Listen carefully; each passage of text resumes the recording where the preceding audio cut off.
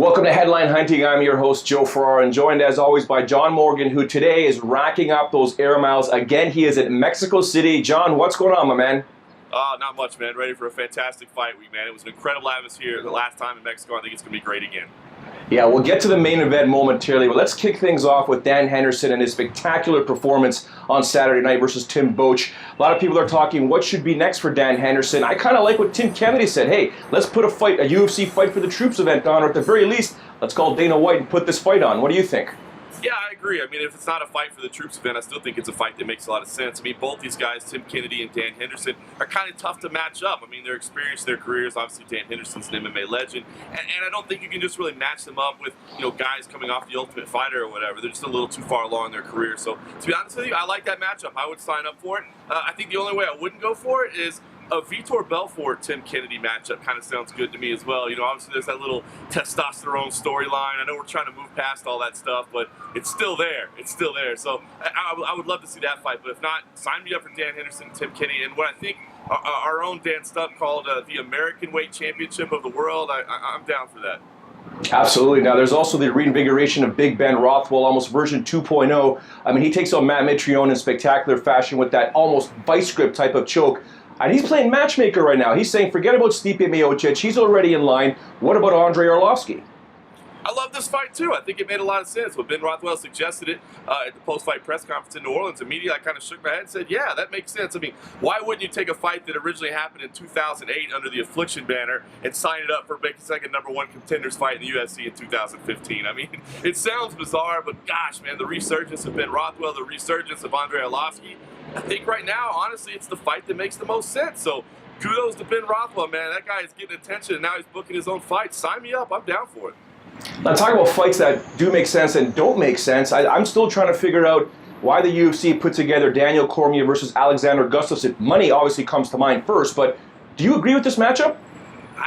Honestly, I can't say that I do, Joe. I think that was a little bit of a head scratcher for me. I mean, to me, I thought the fight to make was Daniel Cormier versus Ryan Bader. I know some people weren't fans of the way things went down at the press conference, a little bit WWE-esque in the challenge that was there. But listen, man, Ryan Bader, perennially underrated guy. He's put some wins together. I think he had earned himself a little bit of position there, and there was a little bit of heat behind it on top of that. Meanwhile, Alexander Gustafsson, no offense, great fighter, coming off a loss. I don't know why he gets to go into that fight. Now, had it been John Jones versus Alexander Gustafsson, I kind of get that. I mean, I think that's a rematch we all want to see, and I think you can put it together regardless of circumstances. I really don't understand this matchmaking. I'm sure it'll still be a fantastic fight. And the other question, at least, is what do you do with Ryan Bader now? And the only thing I can think is maybe if the Rashad Evans fight makes sense, when Sugar comes back later this year, maybe that makes sense. But just kind of a weird one. I'm still scratching my head a little bit on this one, Joe. And speaking of head scratching, Anderson Silva's hearing with the commission has been postponed yet again. Do you know what's going on here? I really don't, to be honest with you. Obviously, Anderson Silva, I mean, there's always a lot of smoke and mirrors when this guy talks about stuff. The whole Taekwondo and Olympics, and I just don't get it, man. And to be honest, it's disappointing. I mean, it feels a little bit like sacrilege to talk bad about Anderson Silva. I still believe he's the greatest of all time, and I just really wish he would step up and say, listen, man, I messed up. Here's the deal. Take his punishment and move on. I mean, we're talking about something that happened back in January. And, let's not forget, things are changing right now in the whole attitude towards PEDs and, that sort of thing in the sport. Now, I don't think he's going to be subject to any of the new level of fines, no matter how long he puts this things off, because I would assume, his legal team would obviously argue that he should be grandfathered in because of when the time of the offense happened. But still, these things are just, it's just wasted time, Joe. I think, man, we are a forgiving society, and I think if Anderson Silva would just come to the table and say, here's what happened, I'm sorry, my bad, people would move on. Instead, we're still dealing with it, talking about it. I think it's a shame. I wish it would just be done with. Well, for one of the greatest of all time, so obviously someone trying to become the baddest man on the planet between Cain Velasquez and Fabricio Werdum. This fight is finally taking place. You're going to be there.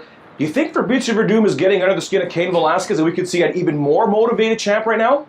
Boy, Justin and I were just talking about this last night. Justin Park, my cameraman, who's working right now. I mean, Werdum coming out and basically calling Cain Velasquez a fake Mexican. I mean, how do you get any more rough than that, man? That's incredible. And it is interesting because we saw it last time. Remember, Fabricio Werdum does the commentary down here for the UFC Spanish language broadcast. So people know Fabricio Werdum, and he definitely had the support over Mark Hunt. Now, I don't think that's going to be the case.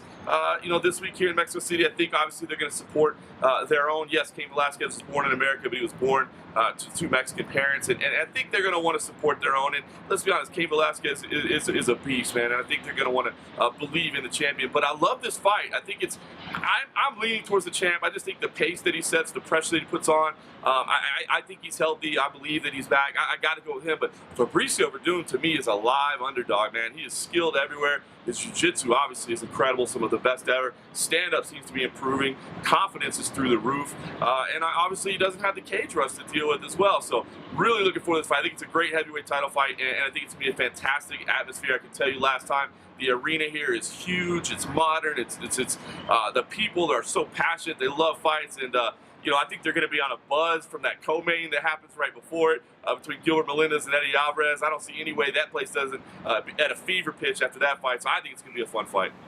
Absolutely, I do agree with the assessment. I think Cain Velasquez's pace would be too much, but if we've learned one thing from Fabricio Verdun, just go watch that Fedor fight. All right, John, thank you very much. We're looking forward to what you got going down there in Mexico City. As always, thank you for your time.